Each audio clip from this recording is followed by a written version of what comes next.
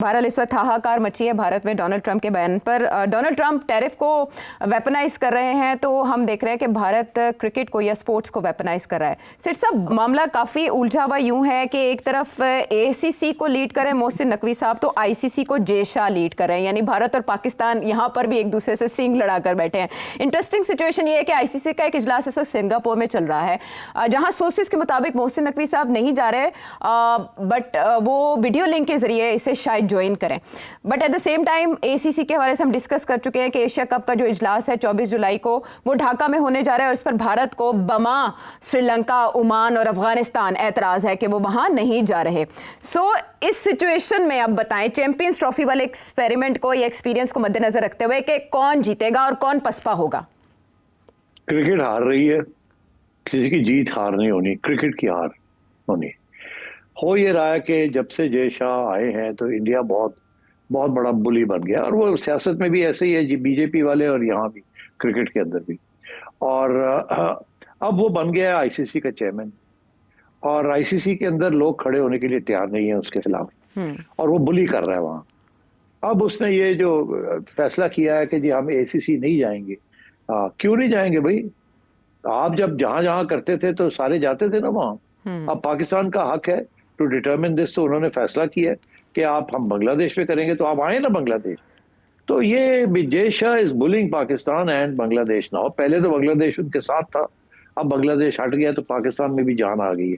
पहले पाकिस्तान अकेला था, बिल्कुल कुछ नहीं कर सकता था, अब पाकिस्तान में जान आ गई है, बिकॉज विदाउट बांग्लादेश और पाकिस्तान एसीसी फारग है, उसमें कुछ नहीं है, कोई जान नहीं है। मैंने अपने पिछले प्रोग्राम में आपको बताया था कि ये बिल्कुल खत्म होने जा रहा है, और इसकी सिंपल वजह यही है कि भारत जो है वो इतनी सख्त सियासत कर रहा है क्रिकेट के अंदर कि it is impossible now to continue.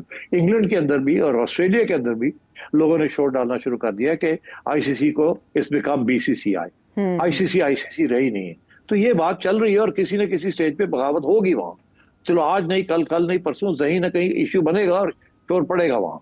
अच्छा, मगर अभी तो नहीं है ऐसे, अभी तो उसने कंट्रोल में लिया हुआ सारा कुछ। अच्छा, अब सिचुएशन ये है कि जय शाह ढाका अगर नहीं जाता तो क्या ऑनलाइन आएंगे?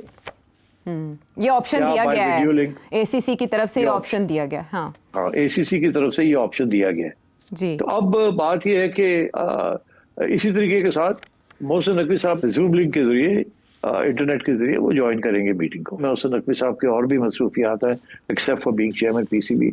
मगर जय शाह ने ये नहीं कहा कि हम नहीं आ सकते वहां। ये तो कोई प्रिंसिपल पोजीशन ले रहे हैं, हम नहीं आना चाहते वहां, आप कहीं और करें। क्यों कहीं और करें? कल तो आप ढाका में तो सारा वक्त आप आते जाते थे, अब क्योंकि वहाँ गवर्नमेंट चेंज हो गई है और अब वो गवर्नमेंट प्रो पाकिस्तान हो गई है, तो आप कहते हैं आपने वहां नहीं जाना। आज आप ये कह रहे हैं कि पाकिस्तान नहीं आएंगे आप खेलने के लिए या मीटिंग करने के लिए। अब आप शुरू हो गया कि आप बांग्लादेश नहीं जाएंगे। कल को नेपाल जो है वो भी आपके खिलाफ खड़ा हो जाता है इन पॉलिटिकल टर्म्स, तो क्या आप फिर नेपाल काठमांडू नहीं जाएंगे या नेपाल के साथ खेलेंगे नहीं? ये क्या बात हुई? आप तो बिल्कुल रीजन के अंदर आइसोलेटेड है आप। तो इसलिए ये आप सारी जो आपकी सियासी नाअहलियां हैं और नाकामियां हैं, उसको आप क्रिकेट के अंदर ला रहे हैं और धमकियां दे रहे हैं आप। तो मैं आपसे कह रहा था कि मुझे लगता ये है कि एसीसी का जो फ्यूचर है ना वो इस वक्त डाउट में है। और मैं आपको बता दूं, जो मेरी इत्ला ये है कि पाकिस्तान की हुकूमत ने ये फैसला किया है कि अब हम इंडिया की बुलिंग को एक्सेप्ट नहीं करेंगे।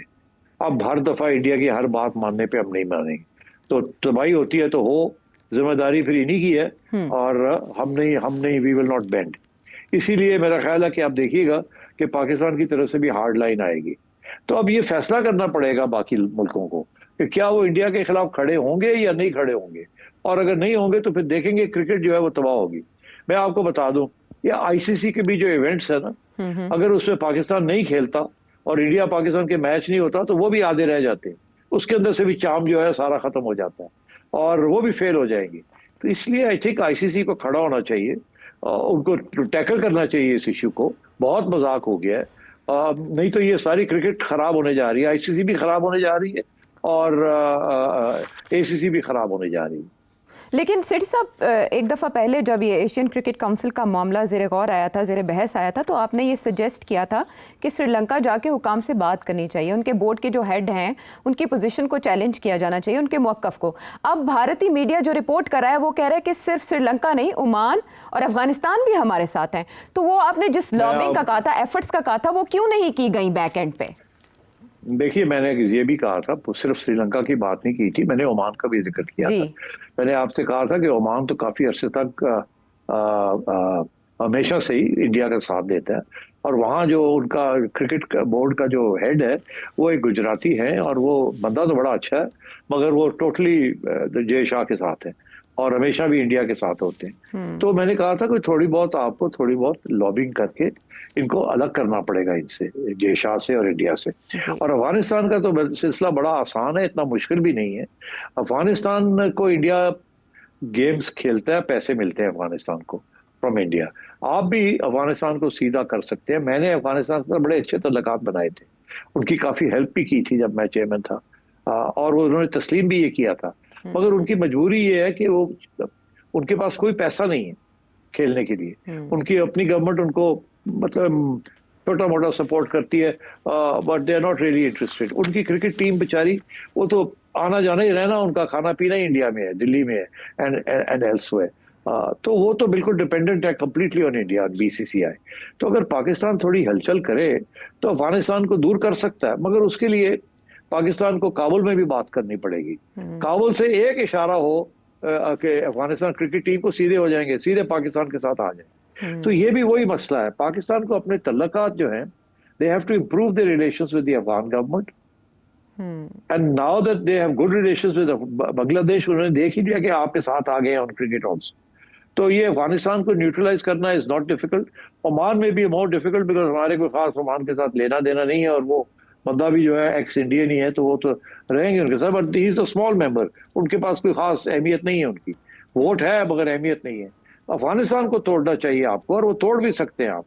टॉक टू द तालिबान, उन्हें कहे जी ये सिचुएशन है, मगर तालिबान भी तो आपके साथ गेम्स खेलते हैं ना, वो भी आपको इंडिया को साथ रखना चाहते हैं ना, ताकि वो भी लेवरेजिंग क्रिएट कर सकें आपके लिए।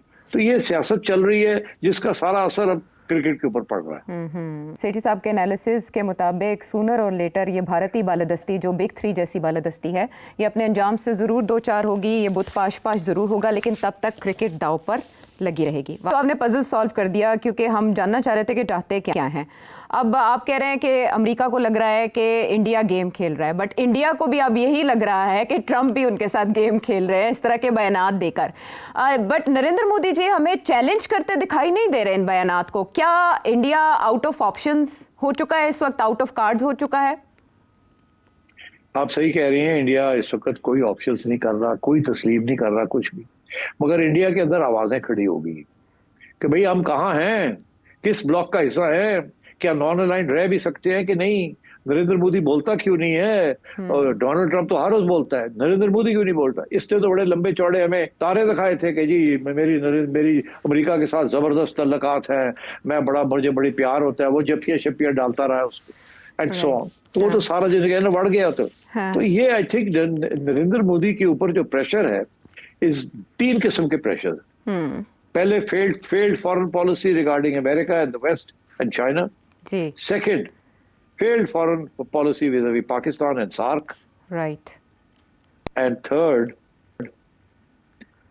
लोग डोमेस्टिक इकोनॉमी इंप्रूव नहीं कर रही। इलेक्शंस आ रहे हैं आगे बिहार में जी, और आरएसएस नया लीडर ढूंढ रही है। आरएसएस ये समझती है कि नरेंद्र मोदी की जो ना वो एक्सपायरी डेट आ गई है। अब नरेंद्र मोदी जो है वो दुनिया भी उसको एक्सेप्ट नहीं कर रही है कि ये बहुत कोई बड़ी ज़बरदस्त चीज़ है, और इसने डिलीवरी भी नहीं दी, और ये हमारे लिए एक लाइबिलिटी बनता जा रहा है। और मैं ये आपसे कब से कह रहा हूँ कि ये नरेंद्र मोदी के ये जो सारा उसने किया है, फॉरेन पॉलिसी और China policy, Pakistan policy, south Asia policy and western and policy regarding America, completely chaotic, कोई इसमें सर पैर नहीं है, और अभी तक कोई फैसले नहीं कर पा रहा है। तो इसलिए आई थिंक नरेंद्र मोदी, इसीलिए वो चुप है, उसको समझ नहीं आ रही मैं क्या कहूं और क्या ना करूं। तो उनकी खामोशी उनके जल्द जवाल का सबब भी बन सकती है। कांग्रेस की जानिब से, राहुल गांधी साहब की जानिब से भी ट्वीट किया गया है कि अभी ये हमें प्रेसिडेंट ट्रंप बताएंगे कि हमारे कितने तैयारे गिरे, ये मोदी साहब को बताना चाहिए था। तो इससे ये कहा जा सकता है कि तैयारे नहीं गिरे, मोदी सरकार गिर गई उस दिन। नहीं, मोदी सरकार अभी नहीं गिरी। मोदी सरकार गिरने जा रही है, मगर अभी गिरी नहीं है। अभी तो डोनाल्ड ट्रंप जो है ना, उसने प्रेशर डाला हुआ है नरेंद्र मोदी के ऊपर। कोई इसकी बात ज्यादा लंबी चौड़ी नहीं मान रहा है, एक आध घास डाल देता है थोड़ा बहुत टू कीप हिम एंगेज्ड। और अभी भी ये भी चल रहा है ना कि शायद सितंबर में, अक्टूबर में वो इंडिया आए, मगर उससे पहले वो नरेंद्र मोदी को टाइट करेगा। वो करेगा। ये टैरिफ के ऊपर भी अभी तक सेटलमेंट नहीं हुई। हमारी सेटलमेंट मेरा ख्याल है अगले हफ्ते तक हो जाएगी पाकिस्तान की। हमारे औरंगजेब साहब पहुंचे हुए वहां, मगर इंडिया के साथ अभी प्रॉब्लम चल रहे हैं। और एंड आई थिंक ये ब्रिक्स के ऊपर बहुत नाराज है डोनाल्ड ट्रंप कि ये इंडिया गेम क्या खेल रहा है।